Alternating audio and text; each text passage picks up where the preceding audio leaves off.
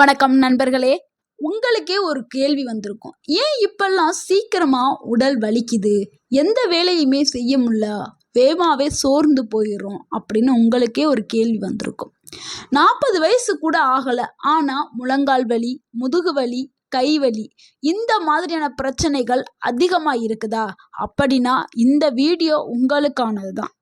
இந்த ஒரு கஷாயம் வாரத்துக்கு ஒரு முறை மட்டும் குடிச்சா 65 வயசுலயும் 25 வயசு மாதிரி சுறுசுறுப்பாக இருப்பீங்க. இப்ப எல்லாம் காமனா இருக்கக்கூடிய பிரச்சனை என்னன்னா, ஜாயிண்ட் பெயின், மூட்டு வலி, முதுகு வலி, பாடி ஃபுல்லா வீக்கு, கால்சியம் குறைபாடு. இதுக்கு காரணம் என்ன? தவறான உணவு பழக்கம், எக்ஸசைஸே செய்யாத ஒரு உடற்பயிற்சிங்கிறது ரொம்ப அவசியமான ஒன்றாயிருச்சு இப்ப. அடுத்து வயது அதிகரிப்பு, அடுத்து விட்டமின் டி, கால்சியம் குறைபாடு. இதனால தான் இவ்வளவு பிரச்சனையும் வருது. கை கால் வலி, மூட்டு வலி, முதுகு வலி எல்லா வலிக்கும் வர்றதுக்கு இதுதான் காரணம். ஆனால் இதையே நீங்கள் மாத்திரையோ மருந்தோ போட்டிருப்பீங்க இந்த பிரச்சனைக்கு. அது தற்காலிகமாக மாத்திரை போட்டோன்னே நிற்கும், திருப்பி வந்துடும். ஆனால் இதுக்கு மாத்திரை மருந்து எதுவுமே இல்லாமல் இயற்கையாக சரி பண்ணுறதுக்கு தான் நம்ம இப்போ ஒரு கஷாயம் ரெடி பண்ண போகிறோம். ஸோ இந்த கஷாயத்தை நீங்கள் வாரத்துக்கு ஒரு முறை நீங்கள் எடுத்துக்கிட்டாவே போதும். உங்களுக்கு இந்த கை கால் வலி, மூட்டு வலி, முதுகு வலி இந்த வலியெல்லாம் குறைஞ்சிரும். ஸோ இயற்கை முறையில் நீங்கள் சாப்பிடும் பொழுது எந்த ஒரு பக்க விளைவும் வராது. நீங்கள் மாத்திரை மருந்து அது இதுன்னு நீங்கள் சாப்பிட்டுட்டே வரும்போது உங்களுடைய கிட்னி ஃபெயிலியர் ஆயிரும். ஸோ உங்களுக்கு இன்னும் ஆபத்து தான். வலியும் நிற்காது, அடுத்த ஒரு பிரச்சனையை ஏற்படுத்தி வரும். ஸோ நம்ம இப்போ பார்க்க போகிறது ஒரு சக்தி வாய்ந்த ட்ரிங்கை தான் பார்க்க போகிறோம். இதை நீங்கள் வாரம் ஒரு முறை குடித்தா போதும். வலியெல்லாம் குறைஞ்சிரும், எலும்பு பலம் அதிகரிக்கும், உடல் சக்தி உயரும், பிளட் சர்க்குலேஷன் நல்லா இயங்க ஆரம்பிக்கும். ஸோ உடல் முழுக்க ரத்த ஓட்டம் சீராக இயங்கும். ஸோ இந்த ட்ரிங்க் செய்கிறதுக்கு தேவையான பொருட்கள் என்னென்னா, வீட்டில் இருக்கக்கூடிய நம்ம சமையல் அறையில் இருக்கக்கூடிய பொருள் மட்டும்தான். நம்ம இதை காசு கொடுத்து நம்ம வெளியில் போய் வாங்கி தயாரிக்க போகிறதில்ல. ஆல்ரெடி காசு கொடுத்து வாங்கி நம்ம சமையலுக்கு பயன்படுத்துகிறோம்ல, அந்த பொருளை தான் பயன்படுத்த போகிறோம். அதாவது சுக்கு வீட்டிலே இருக்கும், இஞ்சி இருக்குல்ல, அது காஞ்சது தான் சுக்குன்னு சொல்கிறோம், ட்ரை ஜிஞ்சர். அந்த சுக்கை தான் எடுக்க போறீங்க. சில வீட்டில் பவுடராக கூட வாங்கி வச்சுருப்பீங்க. அடுத்து மிளகுங்க. எல்லாரும் ரசத்துக்கு நம்ம பயன்படுத்தோம்ல, மிளகு, ஜீரகம் இதெல்லாம் ரசத்துக்கு பயன்படுத்துகிறது. அந்த மிளகு எடுத்துக்கிறோங்க. கருப்பு மிளகு தான் நம்ம ரசத்துக்கு யூஸ் பண்ணுவோம், அந்த கருப்பு மிளகு. அடுத்து ஜீரகம், அடுத்து வெல்லம், அடுத்து பூண்டு, நம்ம குழம்புகளுக்கு எல்லாத்துக்கும் யூஸ் பண்ணக்கூடிய பூண்டு, கார்லிக் அது. அடுத்து தண்ணி. இது எல்லாத்தையும் தான் நம்ம எடுக்கிறோம். ஸோ எதுக்காக இதை எடுக்கிறோம் அப்படின்னு உங்களுக்கு தெரியணும்ல. இதில் என்ன இருக்குது, இதை ஏன் எடுக்கணும் அப்படின்னு நிறைய பேர் நினைப்பீங்க. ஸோ சுக்கு எதுக்கு எடுக்கிறோம்னா, சுக்கு இன்ஃப்ளமேஷனை குறைக்கும், வலி வீக்கத்தை குறைக்கும் தன்மை கொண்டது தான் சுக்கு. முக்கியமாக ஜாயிண்ட் பெயினுக்கு ஒரு சூப்பரான மருந்தாக இருக்குது சுக்கு. அதனால தான் சுக்கு நம்ம எடுக்கிறோம். அடுத்து மிளகுங்க. பிளட் சர்க்குலேஷனை அதிகப்படுத்துறதுக்கு மிளகு பயன்படுது. பாடியை டீடாக்ஸ் பண்ணுறதுக்கு, அதாவது உடலில் இருக்கக்கூடிய நச்சுக்களை வெளியேற்றி உடல் முழுக்க சுத்தம் செய்கிற வேலை எது பண்ணுது? மிளகு பண்ணுது. அடுத்து நம்ம எடுக்கிறது ஜீரகம். ஜீரகம் என்ன பண்ணுதுன்னா, டைஜஷனை இம்ப்ரூவ் பண்ணுது. நீங்கள் எதை சாப்பிட்டாலும் செரிக்கிற அளவுக்கு உங்களுடைய செரிமான மண்டலத்தை வலுப்படுத்துறதுக்கு ஜீரகம் பயன்படுது.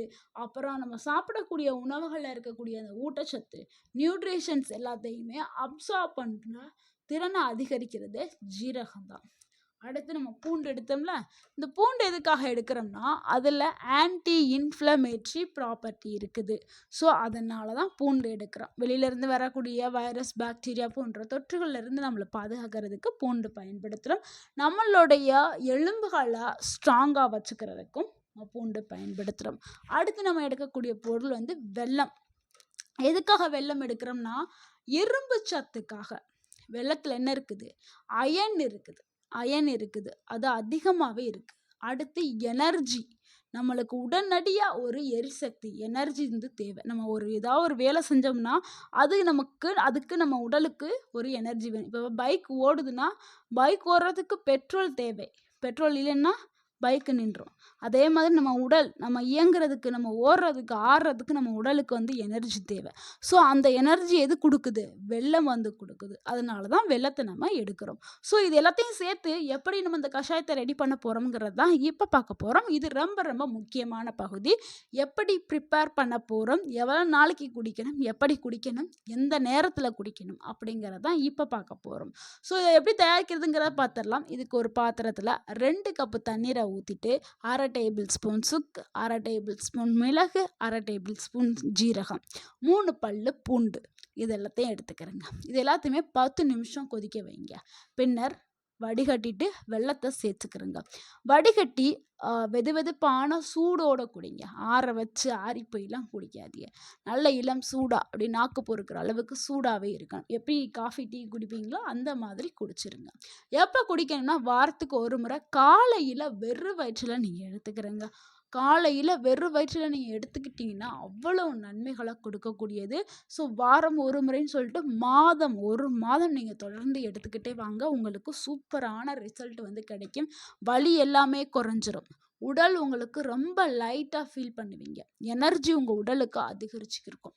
ஸோ அந்த அளவுக்கு உங்கள் உடலுக்கு எனர்ஜி கிடைக்கும். எல்லா வேலையும் இழுத்து போட்டு பண்ணுற அளவுக்கு உங்கள் உடலுக்கு வந்து நல்ல ஒரு சக்தி வந்து கிடச்சிருக்கும். இந்த ட்ரிங்க் என்ன பண்ணணும்னா ஜாயிண்ட்களில் ஏற்பட்ட அந்த லூப்ரிகேஷன்ஸ் இது எல்லாத்தையுமே இம்ப்ரூவ் பண்ணுறதுக்கு பயன்படுது. கார்டிலேஜ் அந்த 2 எலும்புகளுக்கு இடையக்கூடிய அந்த கார்டிலேஜ்லாம் தேய்மானம் ஆகிருக்கும். அது தேய்மானம் ஆனதுனால உங்களுக்கு வலி அதிகமாகும். ஸோ அந்த கார்டிலேஜில் ஏற்பட்ட அந்த டேமேஜ் எல்லாத்தையுமே ஸ்லோ டவுன் பண்ணும், மெதுவாக்கும். அடுத்து உங்களுடைய மசில்ஸ் எல்லாத்தையுமே நல்லா ஸ்ட்ரென்த் ஆக்கும், நல்லா ஸ்ட்ராங் ஆக்கும். அடுத்து உங்களுடைய தசைகள் அதான் மசில்ஸ் தசைகள் எல்லாத்தையும் நல்லா பலமாக்கி அடுத்து உங்களுடைய எலும்புகளை வலுவாக்கும். இம்யூனிட்டி பவரை அதிகப்படுத்தும், நோய் எதிர்ப்பு மண்டலத்தை அதிகப்படுத்தும்.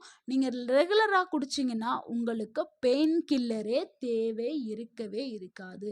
ஸோ வலி மாத்திரை மருந்து இது உங்களுக்கு அவசியமே இருக்காது. இது நீங்கள் ரெகுலராக எடுத்துக்கிட்டிங்கன்னா.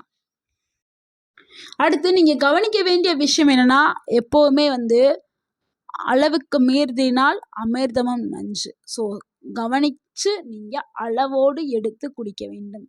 நல்லதுன்னு சொல்லிட்டு அதிகமாக குடிக்கக்கூடாது. அளவுங்கிறது ரொம்ப முக்கியம். அப்புறம் வந்து கர்ப்பிணி பெண்கள் இவங்க வந்து கண்டிப்பாக தவிர்க்கணும். நீங்கள் எடுக்கிறாங்க உங்களுடைய டாக்டர்கிட்ட நீங்கள் அட்வைஸ் கேட்டுட்டு எடுக்கிறது ரொம்ப நல்லது. அல்சர் இருக்கிறவங்களும் உங்களுடைய டாக்டர்கிட்ட நீங்கள் அட்வைஸ் கேட்டுட்டு எடுக்கிறது ரொம்ப நல்லது. இது கூடவே நீங்கள் உங்களுடைய லைஃப்பில் சில டிப்ஸ்களை வந்து ஃபாலோ பண்ணணும். தினமும் 20 நிமிடம் வந்து நீங்கள் உடற்பயிற்சி செஞ்சே ஆகணுங்க. அப்போ தான் உங்கள் உடல் வந்து வலிமை பெறும். உடற்பயிற்சினா கடுமையான உடற்பயிற்சி இல்லை, ஜிம்முக்கு போய் பண்ணணும் அவசியம் இல்லை. வீட்டிலேயே வந்து நீங்கள் செய்யக்கூடிய உடற்பயிற்சி ஒன்று நடைப்பயிற்சி செய்யலாம். இல்லைன்னா வீட்டில் உட்காந்து என்னால் நடக்க முடியாது அப்படின்னா சேரில் உட்காந்து எந்திரிக்கிற ஒரு எக்ஸசைஸ் தான். தொடர்ந்து ஒரு 10 டைம் உட்காந்து எந்திரிங்க. அதுவே உங்களுடைய கால்களுக்கு தசைகளுக்கு நல்ல வலிமையை கொடுக்கும். அடுத்து சூரிய ஒளியில் ஒரு 2 நிமிஷம் 3 நிமிஷம் அப்படி நில்லுங்க. இப்படி இம்ப்ரூவ் ஆகி ஒரு 10 நிமிஷம் நில்லுங்க. அங்கே சூரிய ஒளியிலேருந்து விட்டமின் டி வந்து கிடைக்கும். ஸோ காலையில் உள்ள சூரிய ஒளியில் நில்லுங்க. விட்டமின் டி வந்து உங்கள் உடலுக்கு வந்து வரும் சூரிய ஒளியில் நின்றீங்கன்னா. அடுத்து கால்சியம் நிறைஞ்ச உணவுகளை வந்து சாப்பிடுங்க.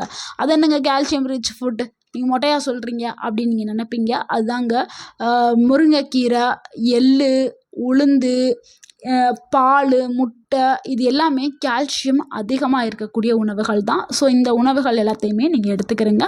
முக்கியமாக கீரைகள், பருப்பு வகைகள் இது எல்லாத்தையுமே உங்கள் உணவில் சேர்த்துக்கிறங்க. முடிஞ்ச அளவு ஆயில் அதிகமாக சேர்க்காதீங்க. அது எண்ணெயில் பொரிச்சதோ வறுத்ததோ அந்த உணவுகளை வந்து தவிர்த்துட்டு நார்மலாக வேக வச்சது இல்லை லைட்டான ஆயில் ஊற்றி பொரிச்சு எடுக்கிற உணவு, லைட்டான ஆயில் ஊற்றி வறுப்போம்ல அந்த மாதிரி உணவுகளை எடுங்க. நிறையா எண்ணெய் ஊற்றி முக்கி எடுக்கிறத தவிருங்க. அடுத்து ஜங்க் ஃபுட்டை கண்டிப்பாக தவிர்த்துருங்க. ஸோ இயற்கை உணவுகளை உண்டு ஆரோக்கியமாக இருங்க. இந்த சிம்பிள் ரெமெடி உங்கள் வாழ்க்கையை வந்து மாற்றக்கூடியதாக இருக்கும். இந்த வீடியோ உங்களுக்கு யூஸ்ஃபுல்லாக இருந்துச்சுன்னா இந்த வீடியோக்கு ஒரு லைக் பண்ணுங்கள். இந்த வீடியோவை உங்களுடைய ஃப்ரெண்ட்ஸ் அண்ட் ஃபேமிலிக்கு ஷேர் பண்ணுங்கள். மறக்காமல் நம்ம சேனலை சப்ஸ்கிரைப் பண்ணுங்கள், சப்போர்ட் பண்ணுங்கள், கமெண்ட் பண்ணுங்கள். தேங்க்யூ ஃபார் வாட்சிங்.